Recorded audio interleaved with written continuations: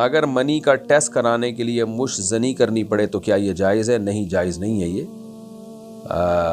अगर sperm check करने हैं कि इसमें औलाद के जरसूमें कम हैं या ज़्यादा हैं, जैसे बे औलाद लोगों को टेस्ट कराना पड़ता है, तो फिर यही है कि ज़ौजा के साथ मुबाशरत की जाए और फिर डिस्चार्ज जब हो तो वो स्पर्म जो है वो डॉक्टर के हवाले कर दिए जाएँ। यही एक रास्ता है, इसके अलावा कोई और रास्ता ठीक नहीं है। इफ्तिखार साहब इंडिया से, काफिर मुल्क में जो मुसलमान फ़ौजी जंग के दौरान मरते हैं वो भी शहीद होंगे? नहीं जी, वो शहीद नहीं होंगे। अलबत्ता ये ज़रूर है कि अगर काफिर मुल्क थे और एग्रीमेंट हुआ उस मुल्क की फ़ौज में है और वो फ़ौज जुल्म भी नहीं कर रही किसी मुसलमान कंट्री के ख़िलाफ़, तो सिर्फ़ उस मुल्क के दिफा के लिए अगर कोई लड़ता हुआ मर जाता है तो वो मौत बुरी मौत नहीं कहलाएगी, क्योंकि एग्रीमेंट का हिस्सा है कि भाई इसकी मिसाल ऐसे जैसे किसी काफिर ने किसी मुसलमान को चौकीदार रख लिया,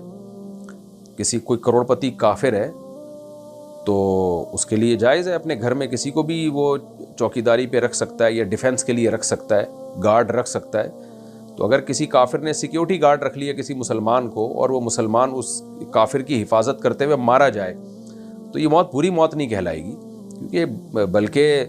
इस लिहाज से शहादत की मौत ही कहलाएगी कि मजलूमन मारा गया है, क्योंकि जो जुल्मन मारा जाता है वो भी शहीद ही कहलाता है। हाँ, अगर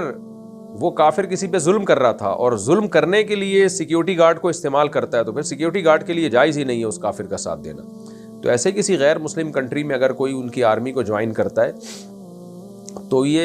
हराम नाजायज़ नहीं है, तनख्वाह भी जायज़ होगी। उस अगर मारा गया तो वो मौत भी कोई हराम मौत नहीं कहलाएगी।